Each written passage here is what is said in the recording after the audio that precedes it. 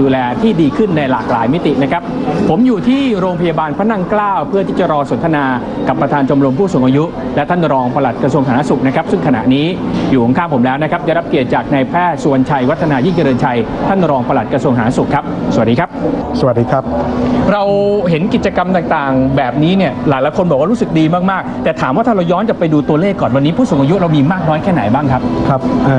ในปัจจุบันทางด้านนี้เนี่ยผู้สูงอายุเรามีอยู่ประมาณสัก 15% ก็ประมาณ9ล้านเกือบ10ล้านนะครับถ้าเกิดนับจากนี้ไปอีกสักประมาณสัก10ปีเนี่ยตัวผู้สูงอายุสัดส่วนก็จะประมาณสัก 20%เขาบอกว่าน่ากลัวมากถ้าเราไม่มีการดูแลให้ดีใช่ครับเพราะว่าตอนนั้นก็น่าจะมีผู้สูงอายุเนี่ยผมใช้คำว่าถึง1 ใน 4นะครับซึ่งเขาถือว่าเป็นสังคมผู้สูงอายุเนี่ยที่เข้าข่ายในลักษณะของสมบูรณ์แบบนะครับก็คือช่วงประมาณ 20-25% นะครับทีนี้เราดูแลกันยังไงบ้างเพราะว่าเราคงไม่ได้แค่ดูแลการเจ็บป่วยหรือการดูแลรักษาอย่างเดียวมันต้องมีหลากหลายมิติก่อนที่เขาจะป่วยก่อนที่ท่านทั้งหลายจะมีปัญหาเราต้องดูแลเขาตลอดต่อเนื่องใช่ไหมครับใช่ครับแต่ด้านนี้คือในหลักการเนี่ย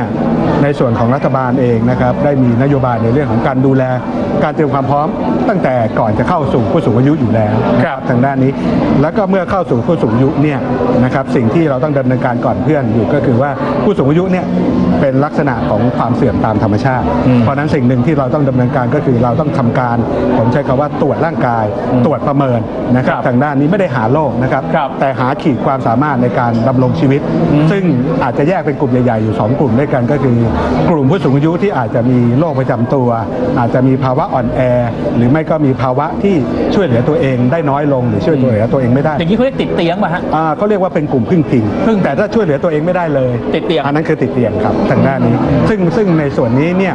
ก็โดยรวมณปัจจุบันตอนนี้เนี่ยก็มีอยู่ประมาณ1ล้านกว่าคนทางด้านนี้นะครับแต่กลุ่มใหญ่ที่สุดของผู้สูงอายุก็คือกลุ่มซึ่งถึงแม้ว่าร่างกายจะเสื่อมลงแต่ยังมีขีดความสามารถในการดำรงชีวิตที่สำคัญก็คือยังสามารถสร้างผมใช้คำว่าผลิตภาพให้กับสังคมโดยรวมซึ่งกลุ่มพวกนี้มีอยู่ถึง5ล้านกว่าคนผมเรียกอย่างนี้ได้ไหมครับบางกลุ่มเนี่ยก็คือที่มีศักยภาพที่บอกเนี่ยบางทีก็ไปเที่ยวไปบันเทิงเริงรมกับเพื่อนฝูงแต่บางคนติดบ้านเหงาเฉาหลังจากเกษียณจะปลุกกลุ่มเหล่านี้เนี่ยผู้สูงอายุออกมาทำอะไรได้บ้างครับอย่างที่เห็นวันนี้มาร้องเพลงให้ผู้ป่วยได้ฟังมาทำกิจกรรมทำดอกไม้มาวาดรูปเนี่ยอันนี้เป็นส่วนหนึ่งของกิจกรรมที่ทางกระทรวงต้องสนับสนุนส่งเสริมหรือเปล่าครับใช่ครับทางด้านนี้อย่างที่บอกนะครับคือกลุ่มแรกที่เรียนนะครับก็คือว่ากลุ่มพวกนี้ยังมีร่างกายที่มีความพร้อมมีขีดความสามารถนะครับที่สำคัญก็คือถ้ามีความตั้งใจในการทำให้ตัวเองมีคุณค่าให้บริการต่อสังคมทางด้านนี้เรามีกิจกรรมรองรับอีกส่วนหนึ่งอยู่ก็คือกลุ่มที่ผมใช้คำว่ายังไม่ได้อยู่ในภาวะพึ่งพิงแต่รู้สึกด้อยค่าในตัวเองนะครับชอบอยู่โดดเดี่ยวนะครับทางด้านนี้กลุ่มนั้นก็จะเป็นบางส่วนของกลุ่มที่ติดบ้านตอนนี้เราก็ใช้ทีมนะครับบุคลากรทางด้านสาธารณสุขร่วมกับในส่วนของเรียกว่าประชาคมในพื้นที่เนี่ยลุกเข้าไปนะครับเพื่อดึงกลุ่มคนเหล่านี้ทางด้านนี้เนี่ยให้เข้ามามีกิจกรรมทั้งสร้างคุณค่าในตัวเองแล้วก็ให้บริการต่อสังคมผ่านกลไกในส่วนที่เราเรียกว่าชมรมผู้สูงอายุที่อยู่ในระดับพื้นที่กับในส่วนของชมรมนะครับที่อยู่ในส่วนของผมใช้คำว่าตัวสถานที่ต่างๆอาทิเช่นในส่วนของตัวโรงพยาบาลสถานประกอบการเหล่านี้เป็นต้นครับครับแสดงว่าหลายๆท่านที่ออกมาเนี่ยเราไม่ได้ดึงท่านออกมาเพื่อทำให้ท่านไม่เหงาอย่างเดียวด้วยท่านจะเป็นจิตอาสามีคุณค่าในตัวท่านเองที่อย่างท่านรองปลัดบอกตรงนี้ต้องทำให้เกิดเขาจะได้รู้สึกมีความสุขในการที่จะออกมาในแต่ละวันมากขึ้นครับเพราะว่าโดยปกติโดยธรรมชาติเนี่ยผู้สูงอายุด้วยความเสื่อมของสภาพเนี่ยเขาจะรู้สึกว่าตัวเองต้องพึ่งพาคนอื่นเขาจะรู้สึกว่าตัวเองต้องเป็นคนรับสิ่งหนึ่งที่เราสร้างคุณค่าก็คือผู้สูงอายุสามารถเป็นผู้ทั้งรับและให้ในเวลาเดียวกันเราเห็นสีหน้าของคนที่มา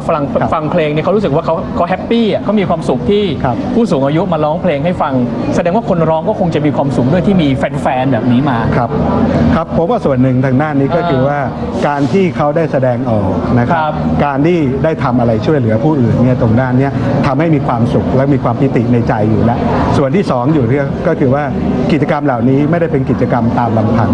เขามีเพื่อน ฝูงมีเครือข่ายและมีคนหลากหลายวัยซึ่งตัวด้านนี้นะเป็นการสร้างสังคมในรูปแบบหนึ่งและที่สำคัญก็คือการที่มีจิตอาสาทางด้านนี้เนี่ยมันเป็นการให้บริการคนอื่นรู้สึกดีนะครับแต่คนที่ดีที่สุดก็คือผู้ให้นะครับกับสงกรานต์กับวันผู้สูงอายุแห่งชาติเนี่ยทางกระทรวงเตรียมอะไรแล้วก็มีกิจกรรมอะไรที่อยากจะแนะนำหรือส่งเสริมให้ผู้สูงอายุบ้างครับครับอันดับแรกอยู่ก็คือว่าผมเชื่อว่ามันจะมีทั้งสงกรานต์ผู้สูงอายุแล้วก็ครอบครัวไปนะครับเพราะฉะนั้นอันดับแรกที่เราพยายามส่งเสริมสนับสนุนก็คือว่าพยายามให้ตัวผู้สูงอายุกับครอบครัวนั้นมีกิจกรรมร่วมกันนะครับไม่ว่าจะเป็นครอบครัวขนาดเล็กที่เราเรียกว่าครอบครัวเดี่ยวทางด้านนี้เนี่ยปัจจุบันเทคโนโลยีเข้ามาช่วยนะครับเพราะฉะนั้นคนที่เป็นลูกโดยเฉพาะอยู่ในวัยพ่อแม่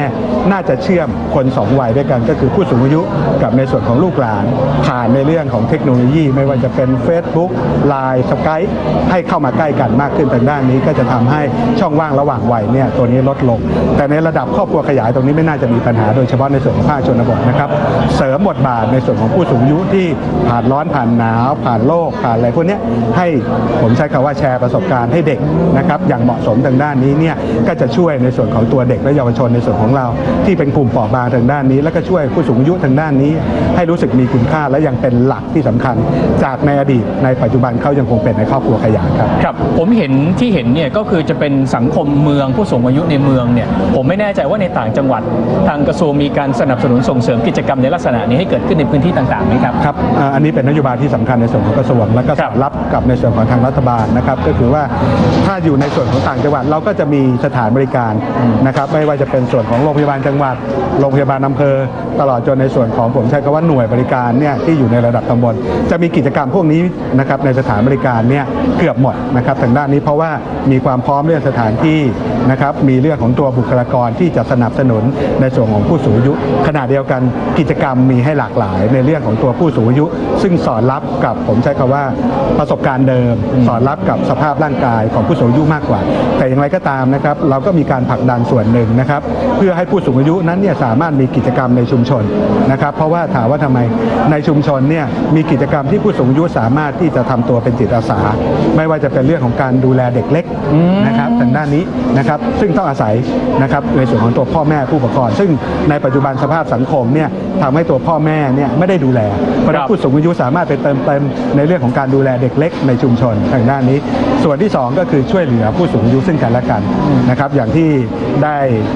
ทราบและก็นำเรียนทางด้านนี้จะมีผู้สูงอายุส่วนหนึ่งที่ต้องการคนเข้าไปช่วยดูแลที่เราเรียกว่าติดบ้านติดเตียงดังนั้นผู้สูงอายุที่ติดสังคมอยู่ที่ยังมีกำลังความสามารถจะไปเยี่ยมเยียนแล้วก็ผมใช้คำว่ามีความเข้าอกเข้าใจอะไรพวกนี้ได้มากกว่าและก็สิ่งที่สำคัญในช่วงเทศกาลสงกรานต์เรารับทราบนะครับว่าช่วงนี้เป็นช่วงเฉลิมฉลองสิ่งหนึ่งที่ควบคู่มาอยู่ก็คือในเรื่องของการบาดเจ็บโดยเฉพาะในเรื่องของการเดินทางทางถนนดังนั้นผู้สูงอายุเนี่ยสามารถเข้าไปร่วมกิจกรรมทางด้านนี้ด้วยการตักเตือนลูกหลานเข้ามามีส่วนหนึ่งในเรื่องของผมใช้คำว่าประชาคมในพื้นที่ที่จะจัดตั้งในสิ่งที่เขาเรียกว่าด่านชุมชนด่านผู้มีประสบการณ์นะครับที่จะตักเตือนลูกหลานนะครับหรือผู้คนในชุมชนนั้นเนี่ยให้ได้ตระหนักให้ได้ระวังนะครับว่ากลับมาเที่ยวบ้านทางด้านนี้เนี่ยอย่าได้บาดเจ็บนะครับแล้วก็มีความพร้อมกลับมาแบบมีชีวิตนะใช่ครับทางด้านนั้นครับครับขอบพระคุณท่านรองปลัดเป็นอย่างสูงนะครับเดี๋ยวช่วงหน้าเนี่ยผมจะไปให้คุณลุงเนี่ยช่วยแนะนำหน่อยนะครับว่ากิจกรรมเขามีอะไรบ้างขอบพระคุณท่านครับและในขณะนี้นะครับผมอยู่กับท่านประธานชมรมผู้สูงอายุโรงพยาบาลพระนั่งเกล้านะครับคุณพ่อสนองนะครับสวัสดีครับคุณพ่อครับสวัสดีครับคุณอภิรักษ์ครับ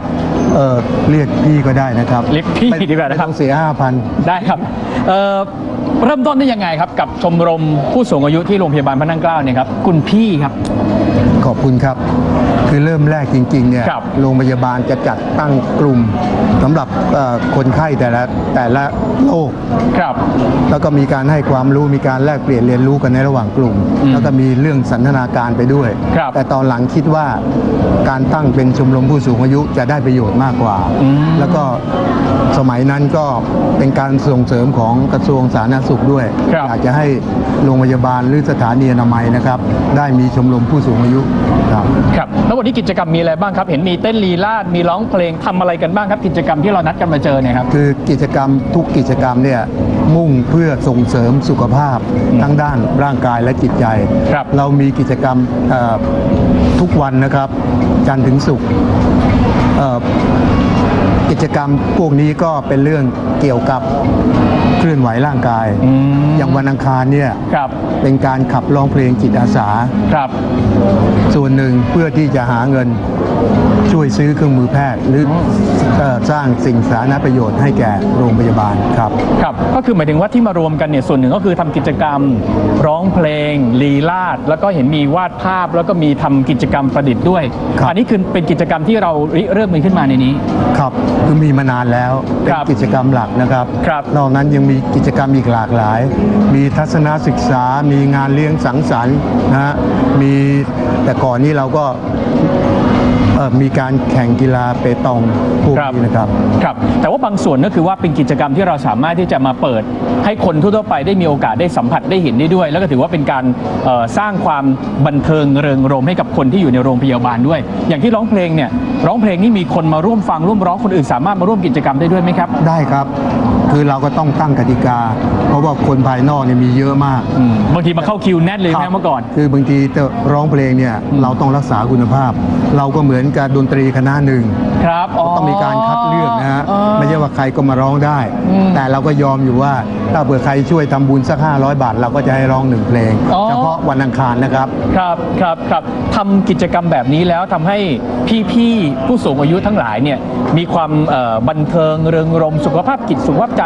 สุขภาพกายดีขึ้นไหมครับครับมีความสุขมากเลยมาเจอเพื่อนใหม่ได้ฝึกสมองในการร้องเพลงต้องจำเนื้อเพลงได้จำจังหวะได้นะฮะแล้วก็ต้องร้องเพลงให้ชัดถ้อยชัดคำถูกฝึกสมองฝึกความจำฝึกอะไรพวกนี้ด้วยใช่ครับอยากให้คุณพี่แนะนำหน่อยครับสำหรับผู้สูงอายุหรือว่าคนเลยเกษียณแล้วตอนนี้อยู่ที่บ้านเนี่ยอยากจะให้ทำตัวยังไงให้มีความสุขแล้วก็สามารถที่จะอยู่กับลูกหลานอยู่กับครอบครัวได้อย่างที่กลมกลืนกันหมดทุกๆอย่างครับผู้สูงอายุเนี่ยหลังเกษียณนะครับเราสามารถจะอยู่ต่อได้อีกถึง20 ปีนะครับทีนี้เมื่ออยู่กับบ้านเนี่ยก็เท่ากับว่าเราปิดกั้นทุกอย่างสร้างกำแพงกั้นตัวเองแล้วไม่ว่าจะเรื่องสุขภาพนะฮะทั้งจิตใจร่างกายแม้กระทั่งเรื่องสังคมอยู่บ้านก็อาจจะทำประโยชน์ได้น้อยกว่าที่จะออกมาพบปะสังคมนะฮะโดยเฉพาะอย่างยิ่งมาสมัครเป็นสมาชิกชมรมผู้สูงอายุท่านจะได้เพื่อนใหม่จะได้มาร่วมกิจกรรมต่างๆเพื่อส่งเสริมสุขภาพสมัครได้ทุกที่เลยใกล้ที่ไหนก็ไปที่นั่นใช่ครับโอ้ดนตรีจบพอดีเลยนะครับคุณพ่อครับกับเรื่องครอบครัวผู้สูงอายุกับครอบครัวเราควรจะดูแลกันยังไงกันบ้างครับคนไทยเราเนี่ยนับถือผู้อาวุโสคือผู้ที่มีอายุยืนนะครับแล้วเราก็จะนับถือเรียกกันลุงป้าน้าอาผมว่าอันนี้เป็นประเพณีไทยที่ดีมากเลยส่วนใหญ่แล้วเราจะเอาค่านิยมของตะวันตกมาเมื่อลูกบุตรธิดาแต่งงานออกไปแล้วก็แยกครอบครัวไปก็ทำให้ครอบครัวนี้เล็กลงนะครับความสัมพันธ์ระหว่างพ่อแม่ลูกหรือญาติพี่น้องเนี่ยก็ลดน้อยลงซึ่งตรงนี้เป็นจุดแข็งของสังคมไทยผมว่าหน้าที่จะส่งเสริมให้มันเข้มแข็งเหมือนอย่างสมัยก่อนนะครับก็คิดว่าวันนี้น่าจะเป็นตัวอย่างที่ดีที่เรามีโอกาสได้มาสัมผัสกับบรรยากาศที่ผู้สูงอายุได้ทำกิจกรรมร่วมกันขอบพระคุณคุณพ่อเป็นอย่างสูงครับยินดีครับและนี่คือเดินหน้าประเทศไทยนะครับกับการถ่ายทำเรื่องราวแห่งความสุขของผู้สูงอายุณโรงพยาบาลพระนั่งเกล้ากับชมรมผู้สูงอายุนะครับหวังเป็นอย่างยิ่งว่าในจุดอื่นๆสามารถที่จะรวมตัวกันแล้วก็สร้างเป็นชมรมลักษณะนี้ได้เพื่อความสุขของผู้สูงอายุและผู้คนในครอบครัวนะครับเดินหน้าประเทศไทยลาไปก่อนสวัสดีครับ